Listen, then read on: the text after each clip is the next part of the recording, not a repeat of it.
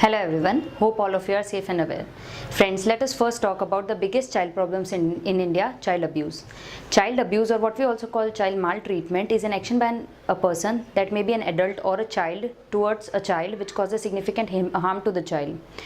It can be verbal, physical or emotional, but generally it is due to lack of love, care and affection towards the child. Many people think that their kids face a little danger, or that they are too young to be told about the possibilities, and telling them these things will frighten them unnecessarily, and others don't even believe that this might ever happen in their families. But believe me, it is like a fire drill. You hope that the real thing will never happen, but if it does, only the well prepared child is most likely to survive. Now let us discuss about the different forms of abuse. There are many forms of abuse, but generally summarizing them brings up to these four forms: physical abuse, sexual abuse, emotional abuse and neglect. Let us first discuss physical abuse. Physical abuse is intentionally hurting a child, causing him injuries. It is generally seen in India in the form of punishment, but using force against a child that causes harm to or can result in harm to child's health, survival, development and dignity is actually physical abuse and must be stopped. Its various forms are beating, hitting, shaking, threatening, poisoning, suffocating or corporal punishment. Corporal punishment means beating a child with some object like whip, stick, shoe, belt, etc. Now let us see what are the effects of physical abuse. A child which has been physically abused has a greater risk of having several mental and physical difficulties. Like corporal punishment itself kills thousands of students every year, or childs every year, who are punished in the homes or in the schools, and other than that it injures and harms many others and handicaps many others. Other than that, child has eating problems, depression, anxiety, aggression, and later interpersonal relations may have a problem, and they may also abuse when they become parents. Child sexual abuse. Sexual abuse happens whenever a person's sexual privacy is not respected. It may be a verbal or physical behavior which has a significant sexual element in it and which can harm and upset the child. So it is deliberate exposure of a child to sexual activities which he cannot comprehend or consent to. Many people think that only a girl child is more likely to be sexually abused, but it is not so. Even the boys are at equal risk and they must be educated about it. Many people think that the abuser is a person who is lurking around the school and looking for children and attracting them with sweets and chocolates, but it is not so.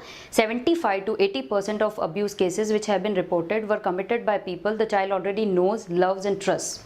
It has been termed as a silent problem because children are often afraid to tell what has happened to them because they have been threatened by the abuser to keep it quiet, or they are too little or too ashamed to put what has happened into words, or they may be confused by the feelings of abuse because they may be feeling themselves as guilty for the same what has happened to them, and parents are mostly totally unaware of what is happening to their kids. Touching, watching, fondling, talking, texting and harassment, and encouraging a child to view, hear or read any such materials which involve sexual element in it, and encouraging a child or forcing him to view at such other person's genitals are also part of sexual abuse. So it ranges from sending sexual messages to rape.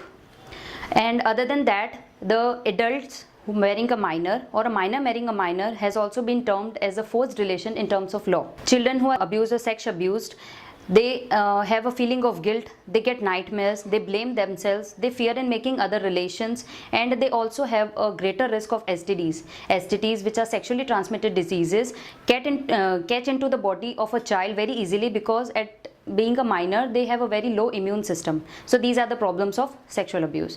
Psychological abuse. Psychological or emotional abuse means ongoing emotional maltreatment of a child. It may involve telling the child that he or she is unloved, unwanted, unvalued or valued only till they fill the requirements of any other person.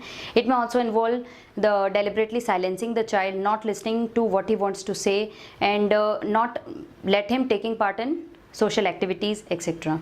Its various forms are restricting the movements, threatening, overprotection, bullying, cyberbullying, and limiting his movements and not letting him take part in social interactions, etc. And now let us discuss neglect. Neglect is a failure to meet the child's basic needs. It is basically lack of attention from the people surrounding the child and non-provision of basic required facilities to the child where the parents are in a position to do so. Physical neglect, not providing the child proper clothing, shelter to live and proper food to eat. Educational neglect, where the child is not provided the proper educational facilities according to his age and according to his requirements, emotional neglect where the child is not listened to properly and his requirements are not fulfilled, he is ignored, and other than that where the child is not provided with medical facilities required to his body needs. So this was all about child abuse, types of abuse, meaning of abuse, and the forms of abuse and the effects of abuse. And in the next video we will be talking about how can we educate our children about the forms of abuse and the types of abuse so they can save themselves. So do watch the video, do subscribe to the channel, and do show it to your friends and family to make them safe and aware. Thank you.